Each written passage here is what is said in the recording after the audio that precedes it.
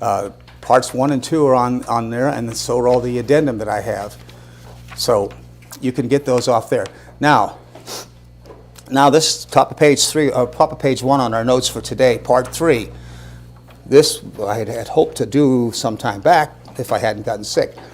But so now we have a better idea of a 9 foot 6 inch man who had a vest at 126 pounds, a 12 foot 7 inch spear that weighed 34 pounds with a 16-pound tip for a 50-pound spear. Is it any wonder he called a champion and that nobody in Saul's army wanted to go out and fight him? If you recall the story, they were going to war. The Philistines were on one side, the Jews were on the other. And so here comes Goliath and says, let's settle this easy. If any of you people can beat me and kill me, we're your servants. If not, you're our servants. Well, you look at a fellow that stands 9 foot 6. Notes in the back chair for today. You look at a man 9 foot 6 with a spear that big, and the average man of that time was just a little bit over 5 foot. So here's somebody about twice your size. You say, I think better of it. Get back to me tomorrow on that. Now, this brings us up to where we wanted to conclude. Where were the Rephaim located after the flood? Now, you'll notice it said back in Genesis 6, and this is important. When we read the scriptures, sometimes there's little words you can skip over that make a big, big, big difference. If you look back at Genesis 6 again for just a moment, and then we'll be off to other places. But in Genesis 6 and in verse 4, it says, there were giants in the earth in those days. In those days. What were those days? That was Genesis 6 before the flood. And it says, and also after that. What does after that mean? After the flood. So these individuals were here 2 different occasions. So the sons of God infiltrated the human race. And so far as we can tell, there were only 8 human beings left that were not corrupted by the sons of God and did not have this blood that made them non-human. So, after that, so we're going to find there after the flood, and even up into the time of King David, which is way after the flood. That's quite a few years after the flood. There's still Rephaim hanging around. And by the way, as I started to say, the biggest Rephaim that we know of was not Goliath. There was Og, the king of Bashan, we find back in Deuteronomy, who had a bed frame that was 12 foot long by about 6 foot wide. Now, why would you have a 12 foot? I mean, I've heard of a California king bed, but this is going a little bit far. How tall would someone be if they had a 12 foot bed? Probably 11 and a half, 12 feet, maybe a little over. So these Rephaim, they were gigantic. They were huge. Now, we know the extent of these. We know that we don't know exactly before the flood because only 8 human beings existed. We're on page 1 under point D, the locations of the Rephaim. And I give you the number, that H7497. I encourage everyone to use eSword, free Bible software. And there's a way, and I could show you if anyone is interested. You can change this Hebrew word for Rephaim by this number that was assigned to it. A man named James, I believe it was James Strong, went through the Bible and numbered every single solitary word. All the numbers beginning with H are Hebrew, and all the numbers beginning with G will be Greek in the New Testament. You can chase this word without knowing one word of Hebrew and see where it's used. Now, we can only infer that the Rephaim were probably covering the whole earth. They were just about everywhere. Because as near as we can tell, if there only were 8 humans that got on the ark, then there must have only been 8 humans that were not crossed over and had Nephilim blood in them. And so you can see that they were everywhere after the flood even. Rephaim were in Moab, and they were known as Emim. Now this is one of the tricky things when you read through the Old Testament. You have to be careful and cross-reference the names to find out that these Emim, as they were called by the Moabites, were actually Rephaim.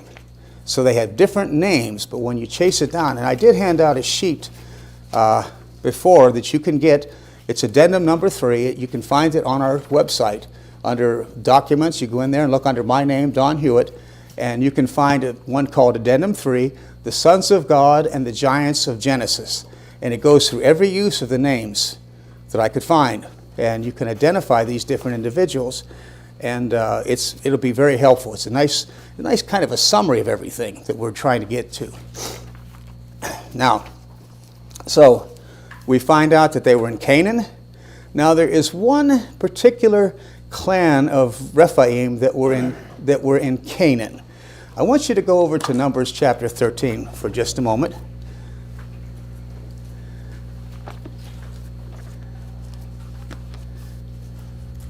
Let's see. And Numbers 13 and at verse 28. Nevertheless, the people be strong that dwell in the land. Now this is the report of the 10 spies who didn't believe God was going to give them a land. It says, nevertheless, the people be strong that dwell in the land, and the cities are walled and very great. Moreover, we saw the children of Anak. Now they're also known by another name. They're also known as Anakim, which is the plural of Anak. So notes should be in the back. So the Anakim are there.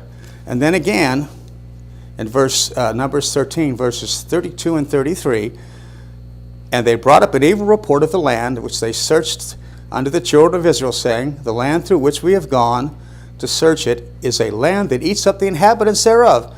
And all the people we saw were men of a great stature. And then we saw the giants of sons of Anak, which come of the giants. And we were as in our own sight as grasshoppers, and so were we in their sight. Doesn't sound too favorable, does it? So, you have these huge men there. Now, why do you suppose they were there, that one particular group? Well, there's a clue over in a few pages over, if you go over to Deuteronomy chapter 9. I believe that the reason Satan put them there is because what his purpose was. After the flood, he had something in mind. He didn't want Israel to go into the promised land. So he did what would be good military strategy. He put his best men at the front line. Deuteronomy chapter 9, verse 2. Well, we'll read verse 1 with it. Hear, O Israel, thou art to pass over the Jordan this day, to go into the land to possess nations greater and mightier than thyself, cities great and fenced up to heaven, a people great and tall, the children of the Anakim, whom thou knowest, and of whom you have heard said, who can stand before the children of Anak? Now, what does that mean? Stand before them, say, hey, how you doing? No, we're talking about military operations. So, of all the Rephaim, they're the only ones this is said of. Who can stand before them? I would take that to mean that of all of the Rephaim that were born, the worst, the best fighters, the mightiest ones, were the Anakim, the sons of Anak, this one particular line. And they just happened to be in Canaan. Now, why would they be there? Pretty simple answer, but we'll backtrack first before we get there. What was Satan's plan? Now, these Rephaim were there, and frequently people get lost in the paperwork, and they never ask a simple question. Okay, assuming these are giants, what were they doing there? What was their purpose? Well, I think it's pretty obvious. There was, before the flood, this is down on the bottom of page 1, there were 2 distinct plans that Satan had. Before the flood, Satan's plan was to corrupt the human bloodline.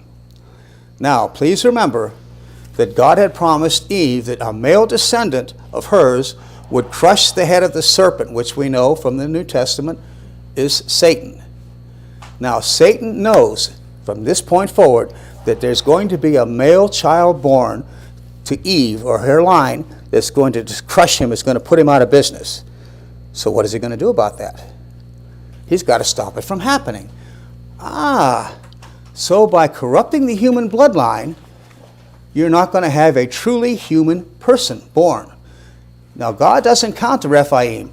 These offspring of the sons of God, they're not counted to be fully human. And you can see that at the bottom of the page. Now, this is important to note because this is why they're there. This is what makes, otherwise, if they're just big guys, what difference does it make? If they're just fully human, what difference does it make? It's not going to change anything. But if they're not counted human and the bloodline is corrupted, then the seed of the woman cannot come and Satan won't be defeated. Everyone get the point? It's a very reasonable point. Now, we know that they're not human. There's two facts I think that will show you. The first fact is, and I go to Isaiah chapter 14, verse 9, if you would. And this is important to know. If you understand this, you will understand why the Rephaim was such a big deal. Because if Satan could have pulled this off, there would have been no Christ. He could not have come because he would have been part demon. Isaiah chapter 14 and verse 9. Now you do have a slight problem here. It's how it's translated. In verse 9, hell or Sheol, the Old Testament word, from beneath is moved to meet thee at your coming. It stirs up the dead. Now that word for dead is not the standard Hebrew word for dead. It is that word we've been throwing around H7496. It's Rephaim. Okay, so Satan is going to come down, and when he gets there, it stirs up the dead, the Rephaim, even the chief ones of the earth. It has raised up from their thrones all the kings of the nations. It tells you something about these Rephaim. They were kings before the flood. Absolutely. After the flood, remember, Og was the king of Bashan, and he was a remnant of the Rephaim. Now, if you remember how men became kings, pretty simple thing. You got a sword, the other guy got a sword, you went out and fought. The winner was the king, the loser was a dead man. The king became a king by right of battle. If you won the battle. Now, if you have a 12-foot man going out against a 5'3" male to fight to see who's going to be king, who do you think is going to be the king? It's pretty likely that it's going to. I put my money on the Rephaim. It's like about 100-to-1 odds that, against the poor guy. So they were the kings, and they're going to speak to Satan, and this is going to be fun because if you connect this to Revelation, Satan is going to be bound in the abyss for 1,000 years, and they're going to speak to him. Now, these are the Rephaim, and they're going to say, "Are you become weak as we? Are you become like us?" For 1,000 years, they're going to hit him. They're going to be ranting and raving, and say, "Hey, pal, how do you like the accommodations down here? How's your plan going? Looks like you're doing really well." I mean, they're going to harass Satan the whole time, I'm sure, because these individuals are confined. We're going to see they're confined there, and they know they're doomed. It's not a question of are they doomed. The question is how bad is it going to be. So if these individuals are there, humans don't go to this place. The abyss is not a place where humans go. They go to a different place. They go to what's called the lowest Sheol, where the fire burns. You can find that out. For example, if you want a reference, check out Psalm 86:13. And if you look it up there, you will find that the lowest Sheol is where the unsaved go. But the lowest Sheol is also where the fire is. So these individuals don't go where humans go, so they must not be considered human. But that's not the clincher. Look over a little further to Isaiah 26. Turn over there if you would. And you'll see that these individuals are definitely not going to be human. They definitely can't be human. In Isaiah 26, beginning at verse 13, O Lord our God, other lords beside thee have had dominion over us. Other lords beside thee, whoever these individuals were, they acted almost as though they were deities. Maybe that's where some of our mythology comes from. They shall not, but by thee only will we make mention of thy name. They are dead. Normal Hebrew word for somebody that's passed away. They shall not live. They are deceased. H7496. They are Rephaim. They shall not rise. Therefore thou hast visited and destroyed them. Now, what did Jesus say about resurrection? In John 5, he said that all men will be resurrected. All humans are going to go to the great white throne with a few exceptions. Well, wait a minute, what about these guys? It says they're not going to be resurrected. What does that mean? They can't be fully human. They can't. These are not really human beings because their fathers were angels that took on human embodiment. And because of the birth of them, they had these huge prodigy. I mean, you can see why people would want to have a kid like that. You're a farmer, and your daughter brings home a 13-foot tall young man that she's interested in, and dad is thinking, farm equipment, he can do more work than I, you know. You can see how that would work, and that's probably what happened to a large degree. So, if these are not humans, now go back to Genesis 6. If Satan can bring this plan off, then you've crossed the human bloodline with something that is no longer considered fully human. And what does that mean? There can't be the seed born. He cannot be born because there will not be any true humans left. And I believe it got down to the 8 people on the ark. It's one of those things. I find it to be sometimes almost humorous how God plays Satan. God will allow Satan to almost succeed at something and then take it away from him. He gets down to 8 human beings, and God pulls the plug on it. And it gets down to the point where, there's other things that you can see in Scripture, where Satan gets so close to succeeding. He has all the children killed in Bethlehem, except God moved the one out. He came so close to succeeding, but God sent Joseph and Mary and Jesus away just before he got there. So close Satan comes. I'm sure that just gets Satan. He comes so close, he thinks he's so smart, and yet God can pull it out from the rug out from under him in no time. Now, if that's the case, and the top of page 2, by the way, now we want to make one point. We've already said this, but the Rephaim are not true humans despite their appearance. Now, I don't believe, and I don't know that whether people have taken it this way or not, but they weren't weird looking. They looked just like human beings. To see them, the only thing that you'd see different is, this guy is 13 foot tall. This guy's 11 feet tall. He's stronger than 15 oxes. I mean, they would look human except for the fact they were huge and very strong. But they didn't look weird. They just looked big. Now, so before the flood, I believe there's no doubt about it, that was an attempt to cross the bloodline. Because we can see if the Rephaim aren't human, if they're, I call them hybrid humanoids. If they're not human, then Christ can't come. But that was thwarted. Now, after the flood, what happens? You think, well, after the flood, Satan's going to have a hard time. Is he going to try the same thing? No, it didn't work before the flood. Satan's not stupid. After the flood, I think we've seen exactly what he wants to do. Now, if you go back into Numbers, chapters 13 and 14. Now, I have summarized on here, and for the sake of time, we don't have to go through all the verses, except when you look at on Kadesh Barnea, we see that initially what I believe is Satan's plan succeeds. Because my belief is that Satan put the Rephaim there. Remember who were there? The Anakim, we saw back earlier? The Anakim, who were apparently the prize, the first line, the what would you call them? The elite. What's the name of Troy for the different elite forces? Like the Green Berets? Special forces. The special forces of Green Berets. These would be like that for him because it said who could stand before them. So of all the Rephaim, he put those in the land of Canaan because they were there. And we saw that because if you remember what we saw in Numbers 13, they said, we saw the sons of Anak there. And we were like grasshoppers in their sight.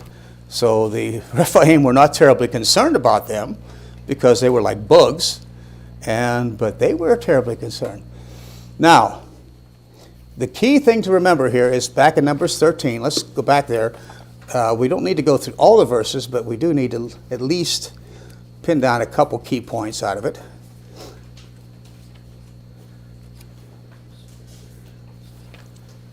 In Numbers 13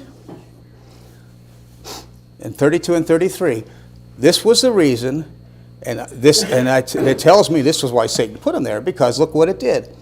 And they brought up an evil report of the land, the Numbers 13:32, which they searched unto the children of Israel, saying, the land through which we've gone to search it is a land that eats up the inhabitants thereof. And all the people that we saw were men of a great stature. And there we saw the giants, the sons of Anak, which were of giants. And we were in our own sight as grasshoppers, and so were they in their sight. Now, if we continue on into the 14th chapter, we'll see the reaction that comes from the people. And this is astounding.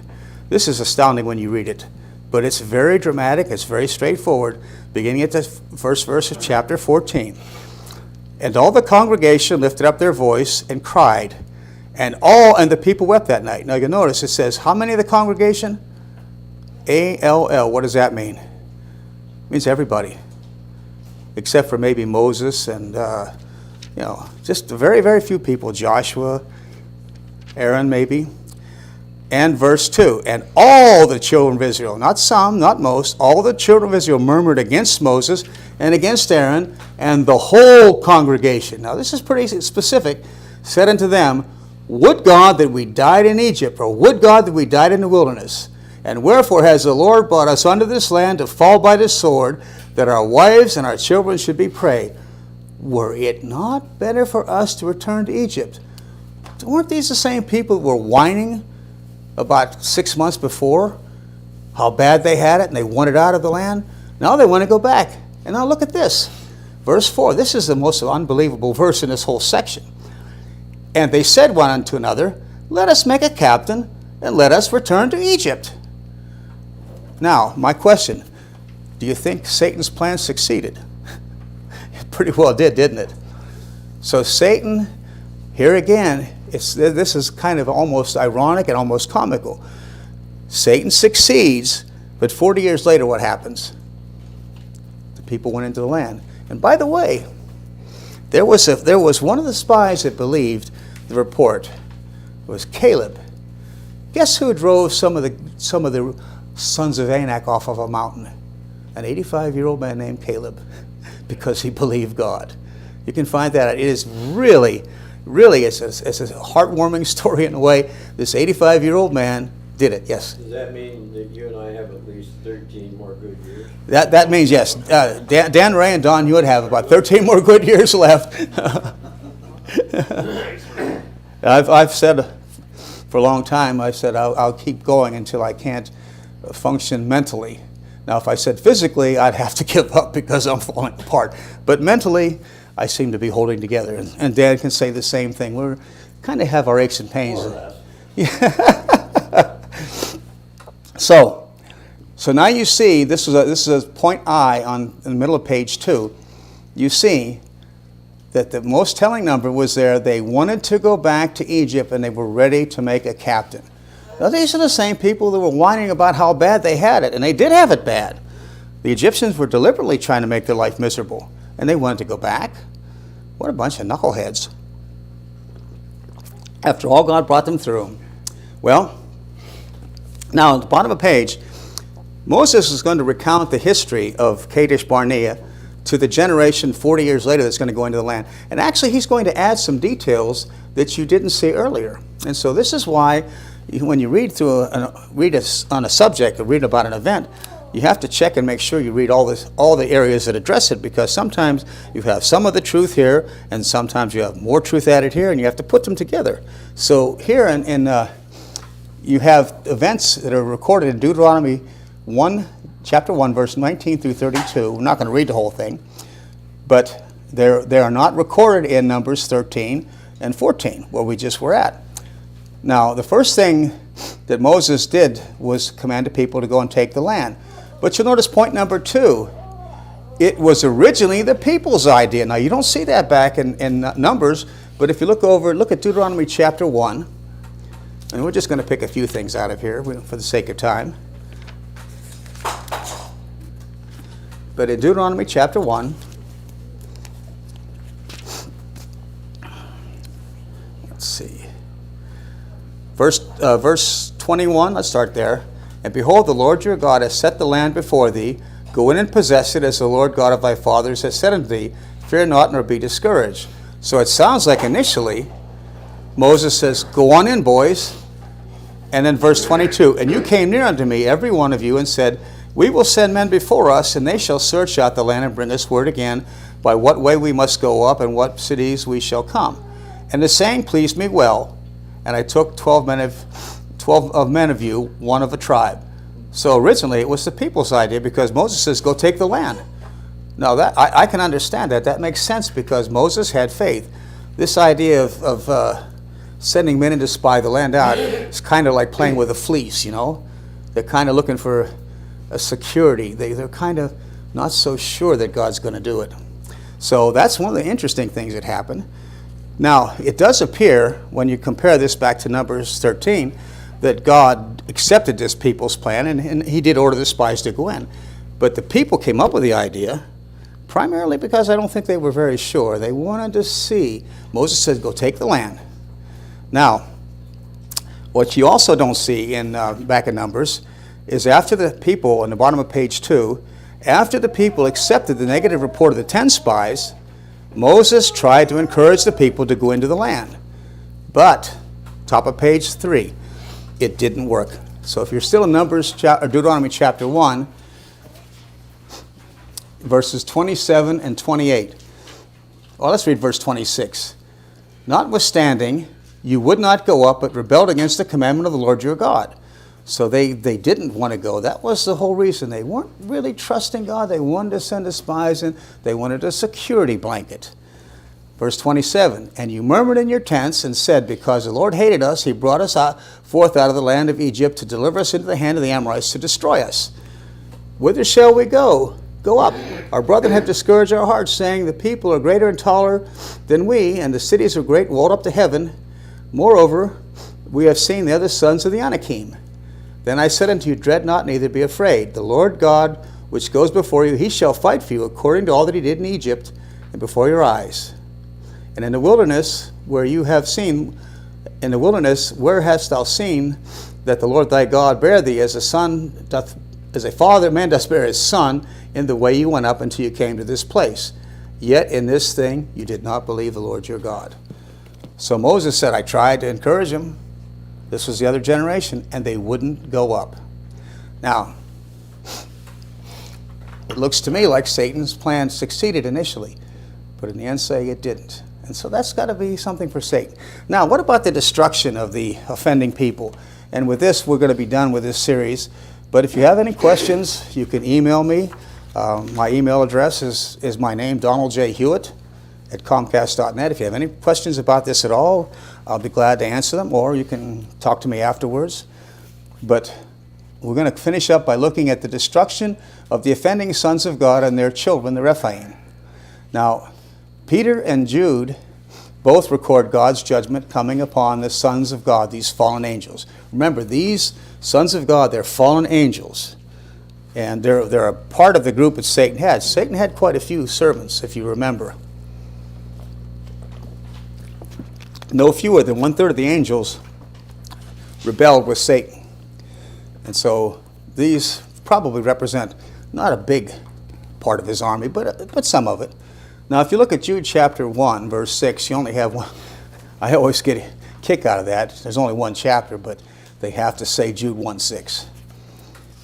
So Jude 1:6, and the angels which kept not their first estate, but left their own habitation, he hath reserved in everlasting chains under darkness, under the judgment of that great day. 2 Peter 2:4, for if God spared not the angels that sinned, but cast them down to hell, and delivered them into chains of darkness, to be reserved to the day of judgment. So now you have two passages that say essentially the same thing. But what is interesting here is that you'll notice in my notes, under 2 Peter 2, verse 4, Peter identifies a part of Sheol, or Hades, where angels will be kept. Hell in 2 Peter 2:4 is literally Tartarus. Now that's a word that is not used amongst the Jews, but the Greeks use this, and it was their idea, something equivalent to what we call hell or Sheol. Now, but you notice point number 2. But because Isaiah 14:15 implies that Satan, and identifies that Satan will be bound as at the side of the pits, then there will be Rephaim there. It's likely that Tartarus and the sides of the pit are probably the same place. And there's one other thing, it kind of gets interesting. I didn't put it in your notes, but if you want to see a reference, Revelation 20, verse 3, it also says that Satan will be bound in a place called the bottomless pit, or better, literally the word means abyss. So there's a place called the abyss, and I'm going to say that probably the abyss, the sides of the pit, and Tartarus are all the same place. It's going to be a place where fallen angels are confined. Now, the important thing to remember about this is that these fallen angels, this is point number 3, these fallen angels are being held in prison until their formal judgment. Their final judgment is not to determine whether they're guilty or not. They already know they're guilty. That's why they're being held in bonds. That's why they're in prison. They're not being let out on bail. They didn't have F. Lee Bailey to help them, Dan. If he'd have been there, he could have got him out. Well, they're not out on bail, so it's just going to simply be, what is their sentence? They're guilty, they know it. They're bound. That's got to be terrible, that part. And it makes you wonder, by the way, how many people, unsaved people that die and wind up in the fire in the lowest Sheol, they figure out they're guilty. They figure that they wouldn't be in this place if they were not in trouble.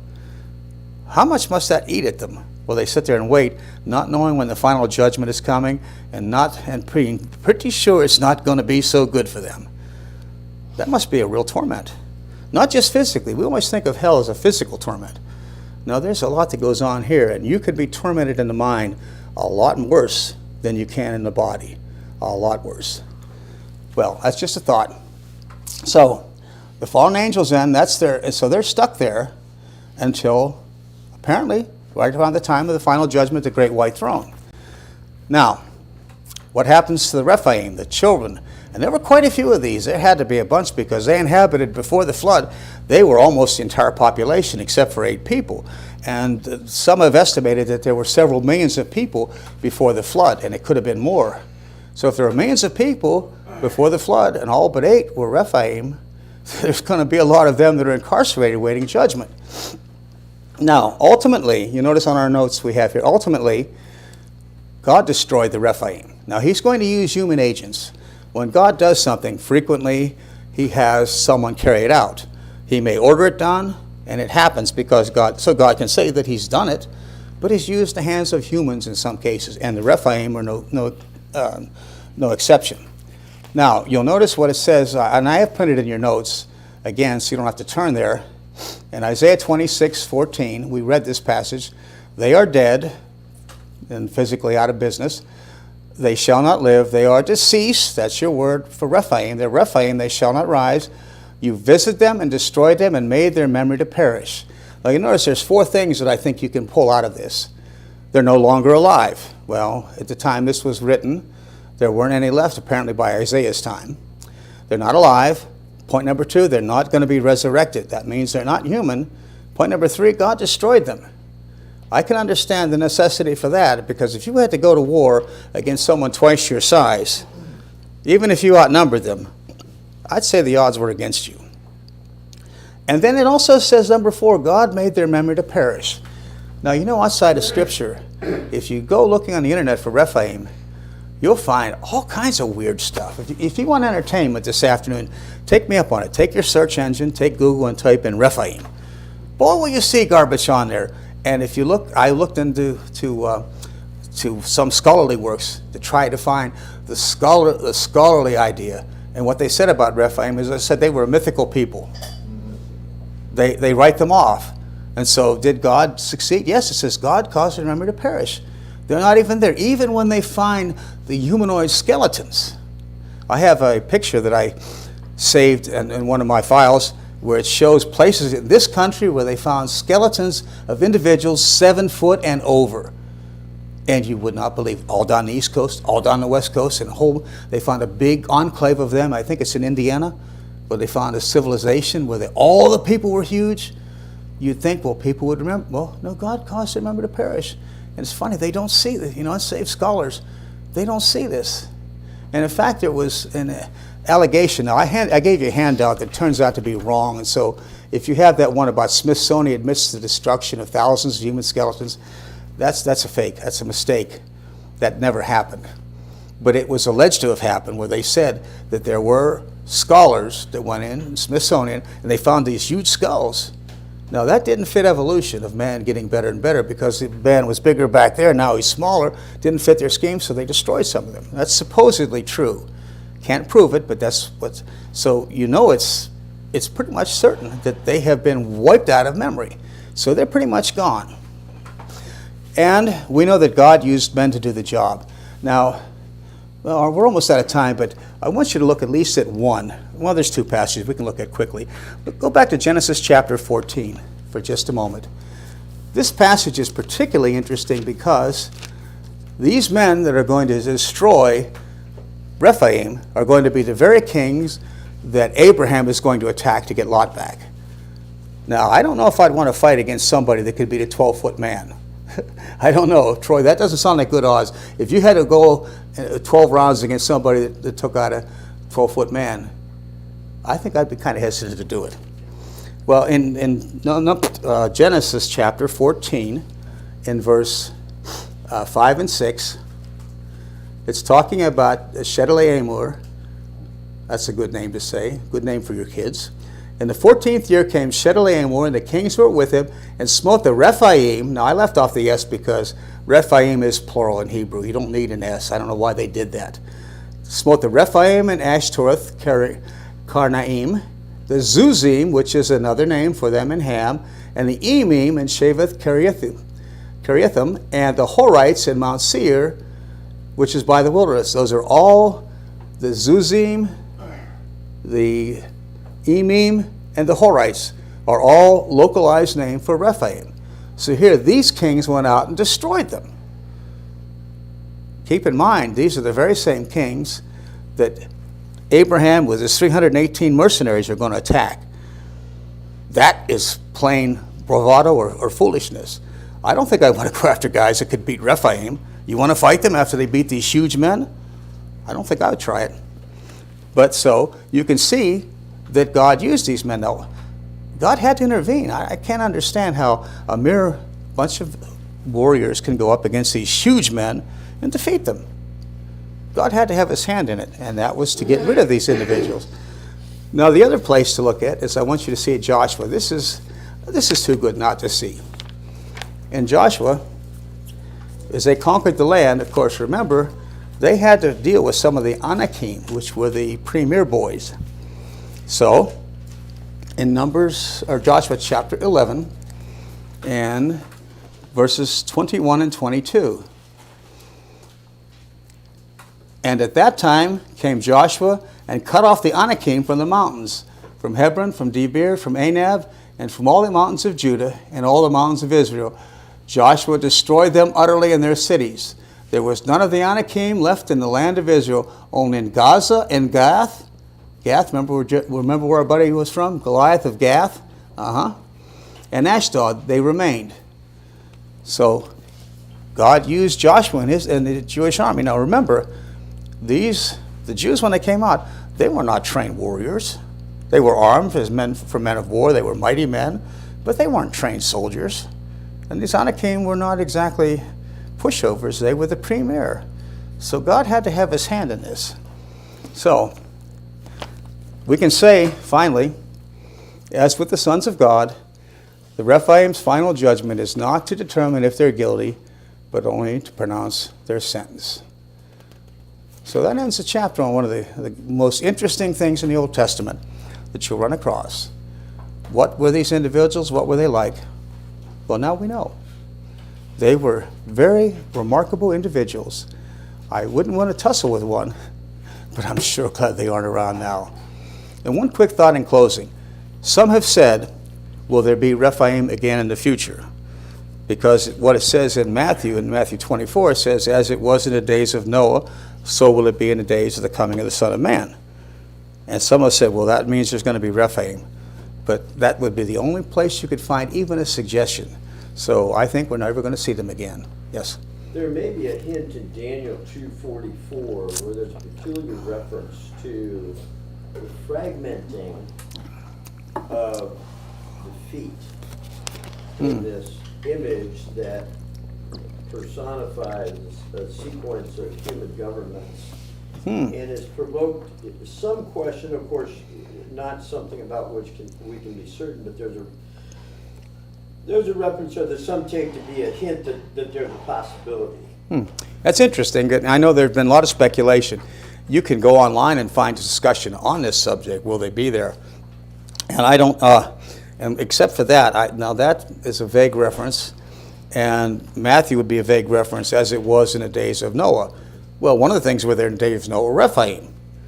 But that's not the only thing it could be referring to. So I personally, I don't believe they'll be there, but there's always a remote possibility. Now, what they would be there for this time, I don't know. What would Satan be doing with them? Because I can see clearly that he tried to corrupt the human bloodline the first time, and he tried to keep the people out of the land. And he almost succeeded at the second one, at least for a time. Any other questions? No. Yeah, I do, but I can wait till after we're done. Okay.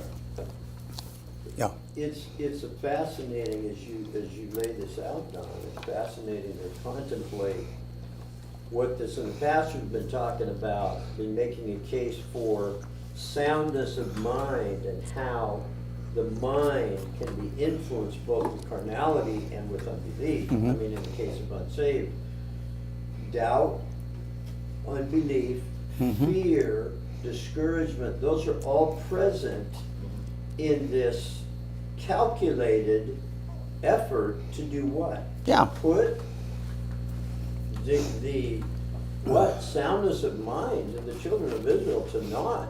Exactly. And you can take this, I mean, we study it in the New Testament, but you trace it right back to his purpose with mankind. His activity, his methodology with mankind is all present. Yeah. In his dealing with the nation of Israel.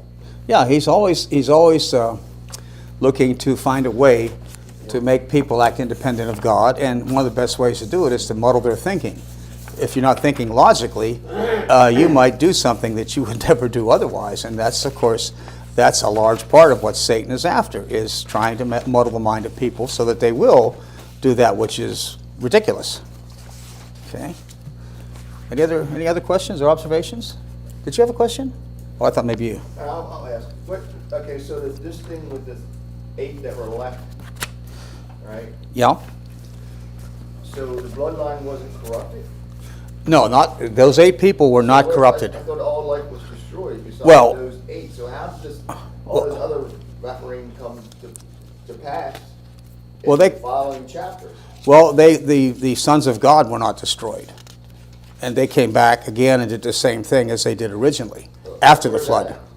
After the flood. I know, but where's that at? Well, it says in Genesis 6:4, it says they were there then, and also after that. Okay, So that tells you that they so came he back. destroyed them all. Huh? So, What's it? So the life that he destroyed prior to the flood was only the ones that were here at presently? I'm not understanding. Well, all the people that were alive before the flood, except for those 8, all the humans had been corrupted in some way. But were the Rephaim destroyed in the flood as well? The Rephaim were destroyed in the flood too. Yeah, they were. Okay. But so then- after the flood and the 8 uncorruptible that were left, Right. we still end up with these giants. And Yeah, as time went on, as the people multiplied, Satan brought the sons of God back again, and they did the same thing. I thought he locked them up.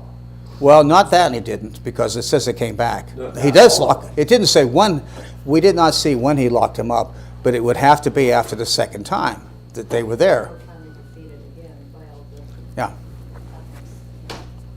So we're gonna have another flood, so to say, but not the flood. Well, no, there's not another flood. It wasn't really necessary. Okay.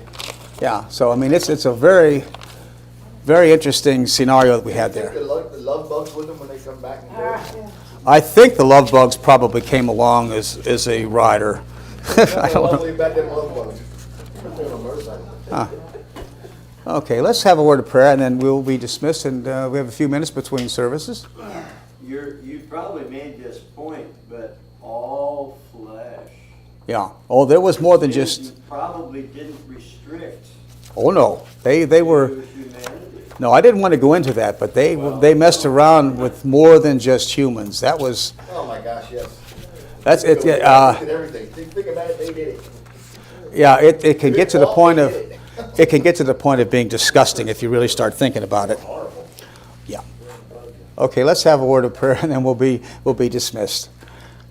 Father, thank you for this interesting subject. Thank you for the fact that it enlightens us to a big section of Old Testament history and explains things and makes sense out of it as to why this would all be going on. Why would Satan be doing these things?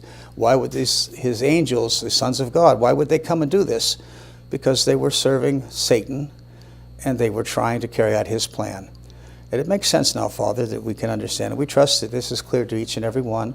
And if not, might the Spirit of God help to understand, and might they be willing to ask for further information on this. We're thankful for this time now, Father. Bless in the service that follows, we ask now in our Savior's wonderful name. Amen.